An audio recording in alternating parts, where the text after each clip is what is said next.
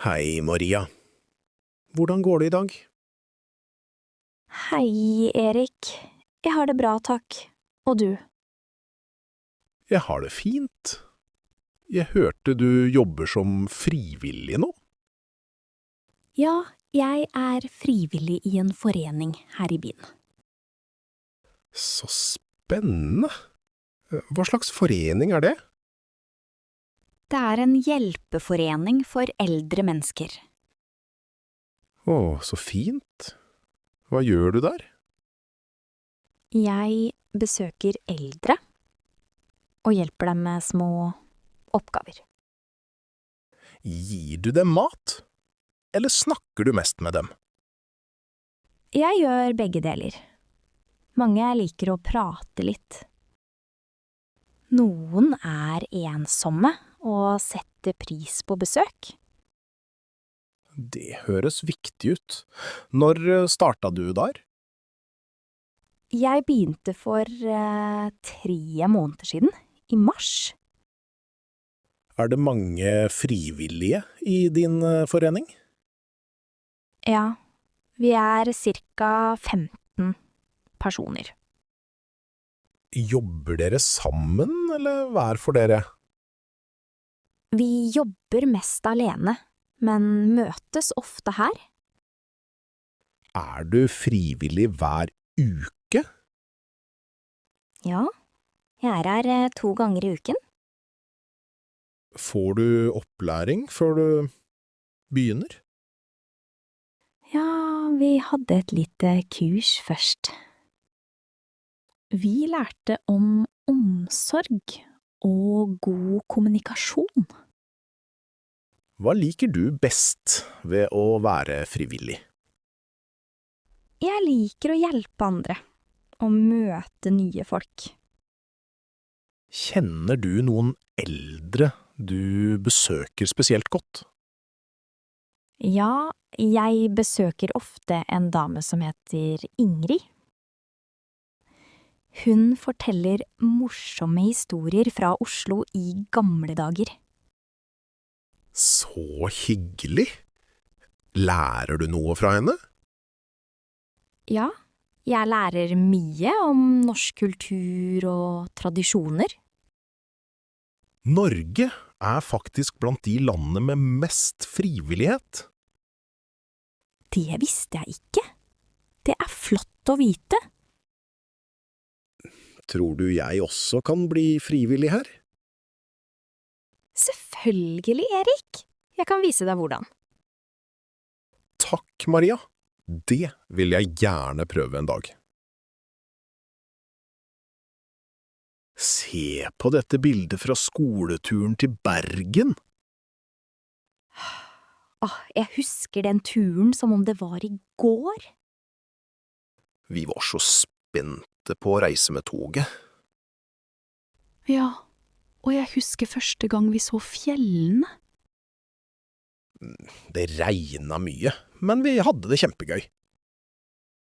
Lærer Hansen fortalte oss morsomme historier. Du ble så våt da båten spruta vann. Ja, hele klassen lo av meg. Husker du akvariet vi besøkte? Selvfølgelig. Pingvinene var så søte. Du kjøpte den blå luen i suvenirbutikken. Den har jeg faktisk fortsatt. Vi spiste skillingsboller på Bryggen. Skillingsboller er faktisk en kjent bergensk bakst. Jeg visste ikke at du kunne så mye om Bergen. Turen lærte meg mye, faktisk. Mange i Norge drar på klassetur til Bergen. Det er fordi byen har så mye historie og fin natur. Jeg husker jeg ble venn med Kristin på den turen. Hun bor fortsatt i Oslo, gjør hun ikke? Jo, vi møtes av og til. takket være skoleturen. Liker du fortsatt å reise med tog? Ja, jeg elsker å se ut av vinduet på toget. Bergensbanen sies å være en av de vakreste togreisene. Visste du at tunnelen på banen er over 8 kilometer lang? Nei, det ante jeg ikke. Kult å vite. Jeg burde ta en ny tur sammen en dag. Det hadde vært hyggelig. Kanskje med familien? Ja, barna våre kunne leke der vi lekte. Vi kan besøke akvariet igjen. Denne gangen håper jeg du ikke blir så våt. Ja, det lover jeg ikke. Det er nettopp det jeg liker med deg, bror. Husker du dette spillet, Markus? Vi spilte det ofte før. Ja, Ingrid. Jeg trodde vi hadde mistet denne gamle konsolen. Nei, jeg fant den på loftet forrige uke. Utrolig. Denne kontrollen føles så liten nå. Jeg er enig. Da vi var barn, så var den stor for oss. Klarer du fortsatt å hoppe over alle hindrene? Jeg skal prøve, men fingrene mine er trege nå. Jeg husker hvor sint jeg ble når jeg tappte. Du kastet nesten kontrollen en gang, husker du? Ja, mamma sa alltid rolig. Det er bare et spill. Det var alltid så koselig i stua vår etter skolen. Vil du starte, eller skal jeg prøve først? Du kan starte. Jeg ser på og lærer igjen. Ok, det er så mye nostalgisk musikk. Musikken minner meg om barndommen vår i Bergen. Ja, hver gang jeg hører den, tenker jeg på deg. Visste du at dette spillet kom ut i 1992 i Norge? Nei, jeg trodde det var nyere. Tiden går raskt.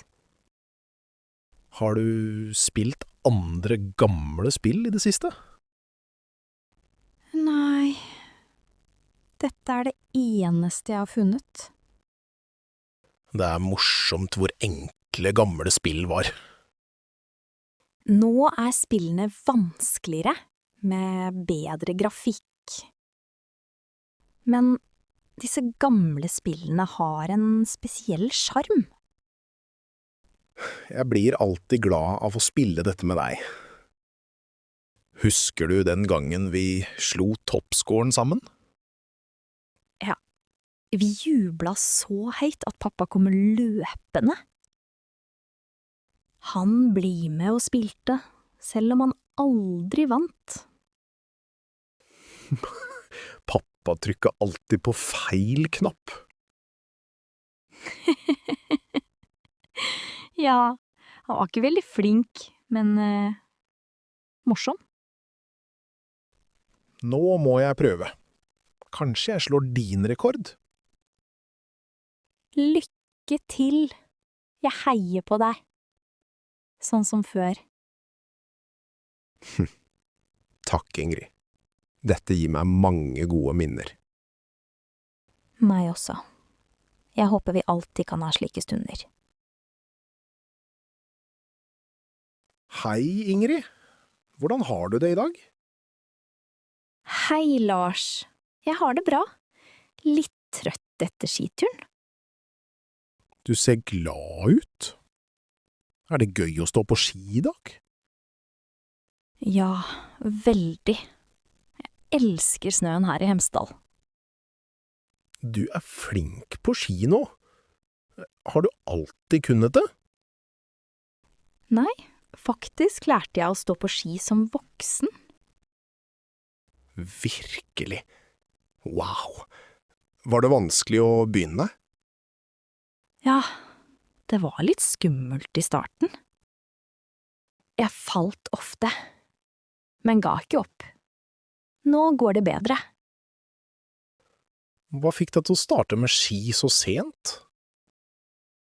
Min venninne inviterte meg på påsketur til Geilo. Jeg ville være med, så jeg bestemte meg for å lære det. Det er kult! Mange nordmenn lærer som barn. Ja, jeg vet. Derfor følte jeg meg litt rar først. Ikke alle vokser opp med ski. Bra du prøvde. Takk, Lars. Jeg tok et skikurs for nybegynnere. Instruktøren var veldig tålmodig og hjelpsom. Det høres bra ut. Hva lærte du først? Vi lærte å bremse, svinge og stå riktig i bakken. Jeg brukte mye tid i den lille barnetraseen, faktisk. Smart. Har du fått noen vinterfavoritter nå? Ski og varm kakao etterpå. Selvfølgelig. Kakao er best etter en lang skitur. En norsk tradisjon. Ja, og sitte foran peisen etterpå. Nå drømmer jeg om å prøve langrenn også. Det burde du. Langrenn er populært i hele Norge. Jeg har hørt det er bra trening. Ja, det styrker både ben og hjerte. Kanskje du kan bli med neste gang? Det vil jeg gjerne. Vi kan lære av hverandre. Det høres hyggelig ut. Takk for praten, Lars. Takk sjøl. Skal vi bestille mer kaffe? Ja, det hadde vært godt. Jeg betaler denne gangen. Hei, Ingrid. Tusen takk for at du kom i dag. Hei, Ole! Gratulerer med det nye huset ditt! Takk. Jeg er veldig spent, men litt usikker også. Jeg forstår. Å renovere kan være utfordrende. Jeg har aldri pusset opp før. Hvor bør jeg starte? Kanskje du skal begynne med kjøkkenet først? God idé! Dette kjøkkenet trenger litt farge. Lyse farger gjør rommet større og lysere. Hvilken farge brukte du i ditt kjøkken, Ingrid? Jeg valgte lysegrå vegger og lyseblå skap. Det høres fint ut. Hvor lang tid tok det? Ikke så lenge. Vi brukte 2 uker på å male. Renoverte du bare kjøkkenet, eller mer? Vi la nytt gulv i stua også. Norske hjem har jo ofte tregulv. Det er populært her. Tregulv er flott. Er det dyrt å legge nytt gulv? Det kan koste litt, men det er verdt det. Hva slags gulv anbefaler du for stuen? Eikelaminat er slitesterkt og ser naturlig ut. Skal jeg leie håndverkere, eller gjøre det selv?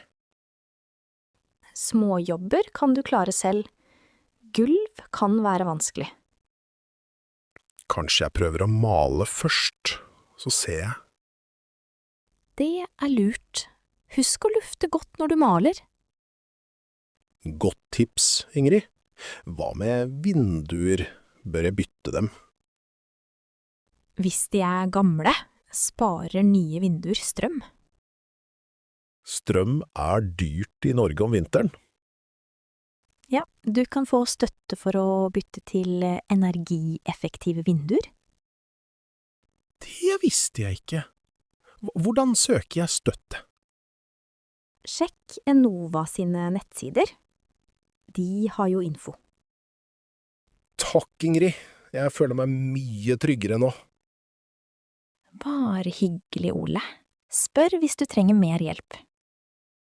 Jeg inviterer deg når huset er ferdig. Det gleder jeg meg til. Lykke til med oppussingen. Hei! Jeg heter Ingrid. Er dette din seng? Hei, Ingrid.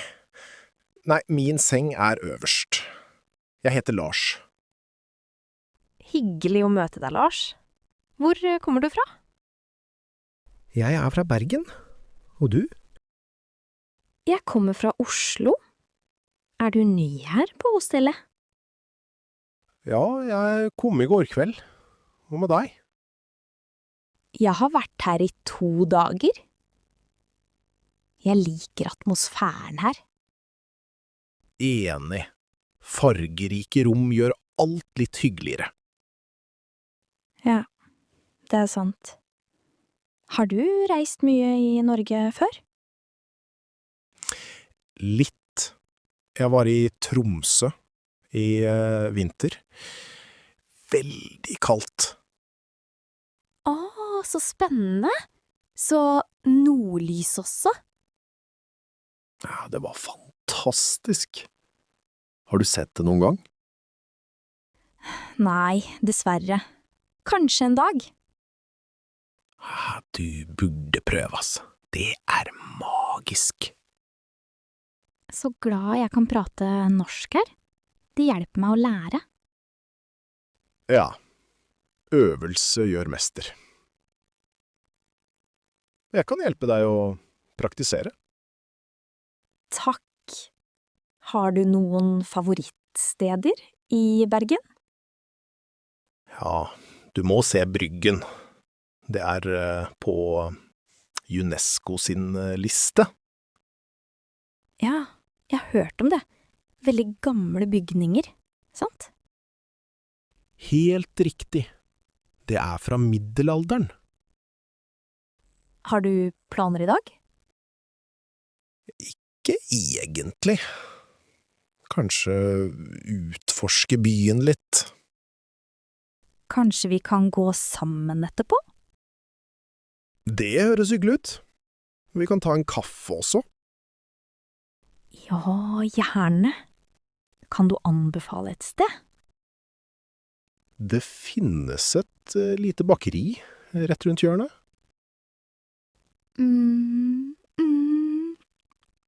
Elsker skolebrød. Er de gode her? Veldig gode. Skolebrød er klassisk norsk. Ja, jeg lærte det er vanlig på kaffepauser. Stemmer. Vil du møtes i resepsjonen klokka 2? Perfekt. Gleder meg. Jeg også. Ses snart, Ingrid. Ses snart, Lars. Hei, Anna. Hva gjør du med alle disse bøkene? Hei, Erik. Jeg har begynt å studere igjen. Studere? Nå? I en alder av 35? Ja, det stemmer. Jeg ville lære noe nytt. Spennende. Hva studerer du egentlig? Jeg studerer psykologi på Universitetet i Oslo. Hvorfor akkurat psykologi? Jeg har alltid vært nysgjerrig på mennesker. Og jeg vil hjelpe folk med problemer. Det er veldig fint, Anna. Var det vanskelig å starte igjen? Ja, litt. Jeg var nervøs første dag på skolen. De fleste studentene er yngre enn meg. Føler du deg annerledes blant dem? Noen ganger. men jeg har mer livserfaring. Det er sant. Livserfaring er verdifullt. Takk, og nå lærer jeg noe nytt hver dag. Er det mye å lese og gjøre lekser? Ja, det er mange bøker og oppgaver. Hva syns du om Universitetet i Oslo? Det er veldig fint. Og biblioteket er stort. Jeg liker å sitte der og lese. Visste du at universitetet er Norges eldste? Ja, det ble grunnlagt i 1811, ikke sant? Helt riktig. Det stemmer. Jeg har også fått mange nye venner. Det er bra. Savner du arbeidet ditt av og til? Litt. Men jeg trives med studiene. Jeg vil kanskje jobbe som rådgiver senere. Det passer deg sikkert. Du er god til å lytte. Takk, Erik. Det betyr mye for meg. Lykke til med eksamen og videre studier. Tusen takk. Det er hyggelig å ha støtten din. Hei, velkommen til din første dykketime. Jeg heter Ingrid. Hei, Ingrid. Jeg heter Marius. Jeg er litt spent. Det er helt normalt. Har du dykket før, Marius? Nei, dette er min første gang. Flott! I dag skal vi ha et prøvedykk, et introduksjonsdykk. Vi starter helt rolig fra brygga, her i sola. Det høres bra ut. Hva skal jeg gjøre først? Først skal vi ta på utstyret. Våtdrakt, maske og finner. Det virker mye, men jeg gleder meg. Jeg hjelper deg med alt utstyret. Det er enkelt. Takk, det er veldig betryggende. Du kan puste helt normalt gjennom regulatoren. Hvis du vil stige opp, bruk denne ventilen på vesten. Må jeg være en god svømmer for å dykke? Nei, du behøver ikke å være svømmer. Du flyter. Visste du at Norge har vakre kystområder for dykking? Nei, det visste jeg ikke. Og det må være spennende her. Her rundt Oslofjorden ser vi ofte krabber og småfisk. Kult! Hva gjør jeg hvis jeg får vann i masken? Da ser jeg på deg og hjelper deg. Du blåser ut med nesen. Ok, er det vanskelig å puste under vann? Nei, noen synes det er rart først, men det går raskt over. Hvor lenge skal vi være under vann? Vi dykker cirka 20 minutter i dag. Ganske grunt. Jeg holder deg i hånda hvis du blir usikker. Det er bra. Jeg føler meg trygg med deg. Flott! På slutten tar vi bilder her på brygga. Det høres gøy ut. Kan jeg bevege meg fritt under vann? Ja, men følg meg hele tiden. Sikkerhet først. Skal vi se mange fisk? Det kommer an på, men ofte svømmer makrell her. Dette blir spennende. Er det mange som prøver dykking i Norge? Ja, dykking blir mer populært hvert år her. Klar, Marius? La oss starte med å ta på vesten din. Ja, Jeg er klar. Tusen takk for hjelpen, Ingrid. Hei, jeg leter etter en ny sykkel. Kan du hjelpe meg? Hei. Selvfølgelig. Jeg hjelper gjerne til. Hva slags sykkel ser du etter? Jeg er ikke sikker. Jeg trenger en sykkel til bybruk. For byen anbefaler jeg en hybridsykkel. Ønsker du å sykle til jobb? Ja, jeg vil bruke sykkelen til jobb hver dag. Da er det viktig med en komfortabel og lett sykkel. Jeg er også opptatt av pris. Har dere rimelige modeller? Ja, vi har flere gode alternativer, mellom 4000 og 9000 kroner. Vil du ha sykkel med gir, eller uten? Jeg tror gir er best. Det er mange bakker i byen. Det stemmer. Bergen, for eksempel, har mange bakker. Ja, jeg bor faktisk i Bergen. Mye regn også. Da bør du ha skjermer og gode bremser. Hva slags bremser anbefaler du til regnvær? Skivebremser fungerer veldig bra når det er vått. Koster det mye ekstra? Ikke så mye nå. Det er vanlig på mange sykler. Sykkelen min bør også ha kurv. Jeg handler ofte mat. Ingen problem. Vi kan montere kurv foran. Takk. Hva med hjelm? Er det påbudt i Norge? Det er ikke påbudt for voksne, men veldig lurt å bruke. Da vil jeg kjøpe hjelm også. Har dere forskjellige farger? Ja, vi har mange farger og stiler. Prøv gjerne noen her.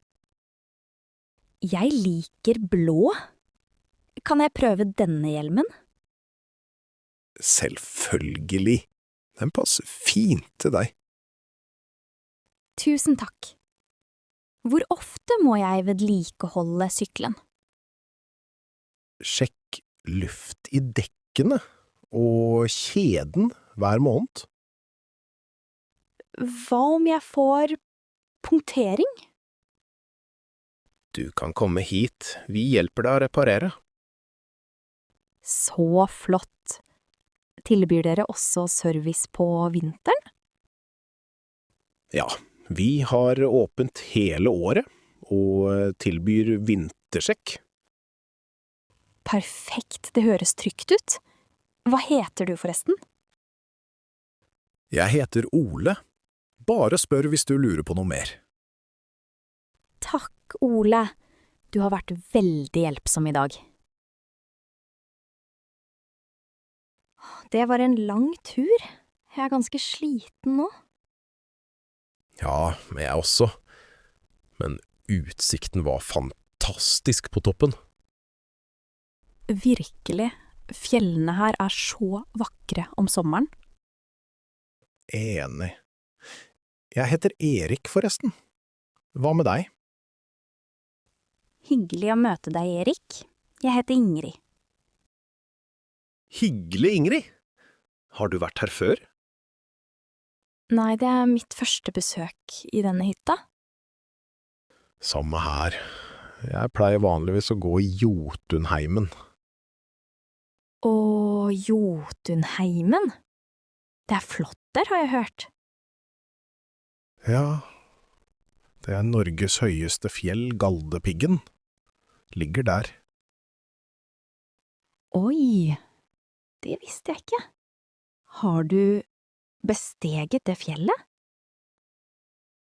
Ja, en gang. Men det var mye snø. Selv om det var juli.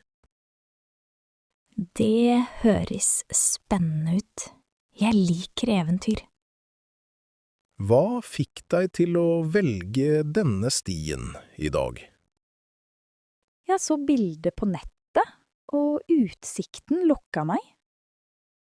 Bra valg, og hytta er veldig koselig nå etter turen. Ja, veldig. Lukten av treverk og peisen er så hyggelig. Og det er fint å slappe av etter å ha gått så langt. Drikker du ofte kakao etter vandring? Ja, kakao smaker best i fjellet, synes jeg. Jeg også. Skal vi bestille 2 kopper nå? God idé. Jeg tror de har hjemmelaget kake også.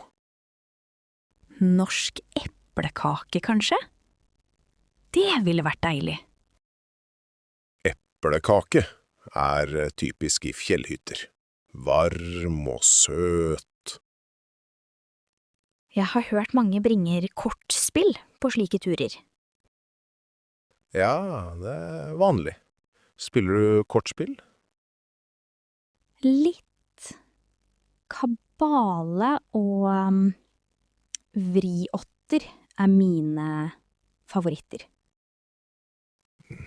Kanskje vi kan spille sammen senere? Gjerne. Det blir hyggelig å spille og prate mer. Har du flere turer planlagt rundt her? Ja, i morgen vil jeg prøve stien mot innsjøen. Jeg har hørt det er flott der. Spesielt i solnedgang. Da tar jeg med kamera for å ta bilder av utsikten.